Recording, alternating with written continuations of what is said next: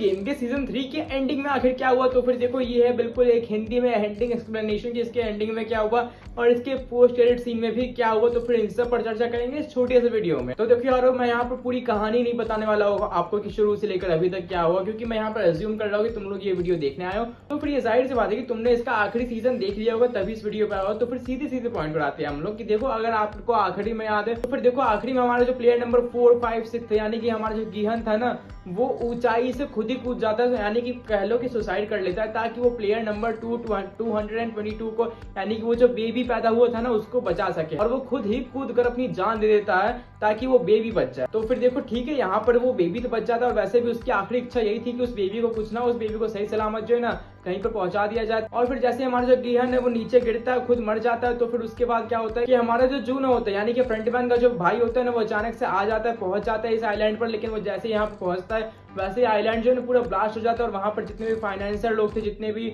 मतलब कि वो जो अरबपति लोग होते हैं, वो लोग एयरलिफ्ट से भाग गए, यानी कि वहां से भाग गए और वहां पर कुछ नहीं बचा, पूरा आइलैंड तबाह हो गया। लेकिन हमारे जो वो पुलिस ऑफिसर था, यानी कि हमारा जो जुनबू था और जो बेबी था, ये दोनों बच जाते हैं और फ्रंटमैन भी निकल जाता है, बाकी फाइनेंशियल भी निकल जाते हैं, और हमारा जो जूनो था ना, उसको वो बेबी मिल जाता है। तो फिर वो उस बेबी की देखभाल करने लगता है और यहाँ से शुरू होती है उसकी एक नई कहानी कि अब वो एक केयर टेकर बन चुका है उस बेबी का, मतलब कि वो अब उसको जो है ना अपने बच्चे के जैसे रख रहा है। इसके बाद हमें सीन कट होकर एक और सीन देखने को मिलता है, जहां पर हमारा जो प्लेयर नंबर 456 था, यानी कि हमारा जो गिहन था, उसकी बेटी को जो है जाकर फ्रंटमैन जो है ना वो उसे पैसे देता है, यानी कि हमारे गिहन ने जितने भी पैसे जीते थे ना, फिर वो जो पैसे थे वो फ्रंटमैन खुद जाकर उसकी बेटी को देता है। लेकिन यहाँ तक तो क्लियर हो गया। और फिर आखिरी के सीन में, यानी कि इसके पोस्ट एडिट सीन में हमें ये देखने को मिलता है कि हमारा जो ये फ्रंटमैन था वो अपनी गाड़ी में घूम रहा था कहीं पर लॉस एंजलिस में, और उसे अचानक से एक लेडी दिखती है जो कि एक दूसरे बंदे के साथ जो ना वही गेम खेल रही होती है, डाकी का गेम, जो पत्ते जो कार्ड्स फेंकर कार्ड्स को फ्लिप करने वाला गेम होता है, वही गेम खेल रही होती है। और ये देखकर वो थोड़ा सा हैरान होता है कि आखिर ये क्यों खेल रही है, कहाँ से खेल रही है। और फिर आखिर में जो वो लेडी होती है वो फ्रंटमैन की तरफ देख के थोड़ी सी स्माइल देती है या फिर कोई थोड़ा सा एक्सप्रेशन चेंज करती है,